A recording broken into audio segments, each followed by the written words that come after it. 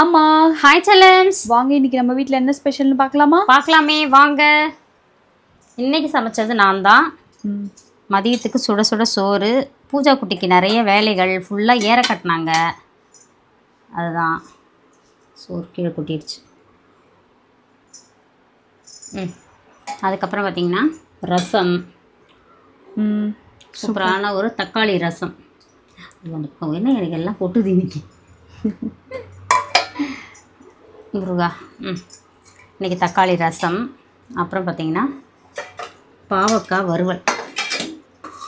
இன்றைக்கி ரொம்ப சிம்பிள் சமையல் தான், ஆனால் சூப்பரான ஆரோக்கியமான சமையல். வாரத்தில் 2 முறை சாப்பிட்ணும். இந்த வாரம் 2 முறை நம்ம பாவக்காய் சாப்பிட்டோன்னு நினைக்கிறேன். சாப்பிட்டோம். அது சாப்பிட்டா நல்லது. எங்கே வாங்கின்னு வரதும் மறந்துடும், நாக்கு வந்து கவுச்சிக்கே அலையுது. அப்புறம் எங்கே பாவக்காய் சாப்பிட்றது? அப்பா வாங்கின்னு வந்துட்டாருன்னு கடனேன்னு சமைச்சோம். கரெக்டாக பூஜா? ஆமாம்மா. பூஜா வந்து எட்டி எட்டி பார்த்துட்டு போச்சு, நான் இதுதானா சமையல் அப்படின்ற மாதிரி. இல்லை, ரொம்ப டயர்டாக இருக்குது. தண்ணி குடிக்க வந்தேன் நான். அப்படியா? பசிக்கவே இல்லை இப்போ கூட, என்னன்னு தெரியல, தலை என்ன சமைக்கிறேன்னு பார்க்க வந்தேன்னு சொன்னேன். அதுதான், நான் அது பார்க்கவே இல்லை, தண்ணி தான் குடிக்க வந்தேன் நான். செம்மையாக தண்ணி தான் கிடையாது, தலை வலிக்குது.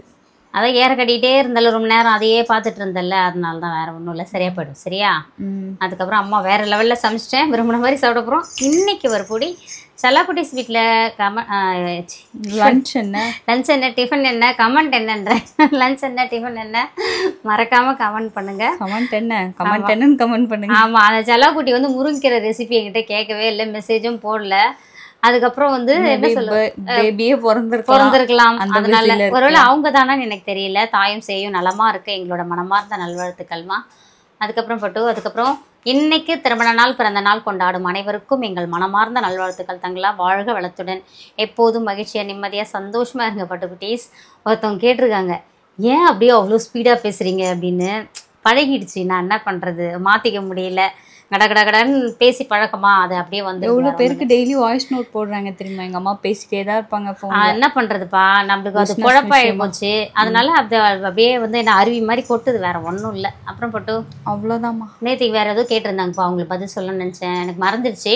அதுக்கப்புறம் வந்து மல்டிகிரெயின் சப்பாத்தி மாவு ரெடி ஆகிடுச்சு. அது பார்த்தீங்கன்னா எல்லாருமே சாப்பிட்லாம். அதில் வந்து ஃபைபர் கண்டென்ட் அதிகம், புரோட்டீன் அதிகம். சரிங்களா? இந்த சுகர் வந்து நான் சாப்பிட்லாமான்னு கேட்குறீங்களா, இந்த சப்பாத்தி மாவும் சத்து மாவும் எல்லாமே எடுத்துக்கலாம். ஏன்னா அதில் அவ்வளோ நார்ச்சத்து இருக்குது. சரிங்களா? அதில் நீங்கள் வந்து சப்பாத்தியாவோ பூரியாவோ இல்லை நீங்கள் தோசையாவோ இல்லை கஞ்சி வச்சியோ எப்படி வேணாலும் நீங்கள் அந்த மல்டிகிரெயின் சப்பாத்தி மிக்ஸை நீங்கள் யூஸ் பண்ணிக்கலாம். தேவைப்படுறவங்க வாட்ஸ்அப்க்கு ஒரு ஹாய் மெசேஜ் அனுப்புங்க, நான் டீட்டெயில் சென்ட் பண்ணுறேன். வாழ்க வளத்துடன். Spirit positivity. Love you all. Tata, bye. Bye.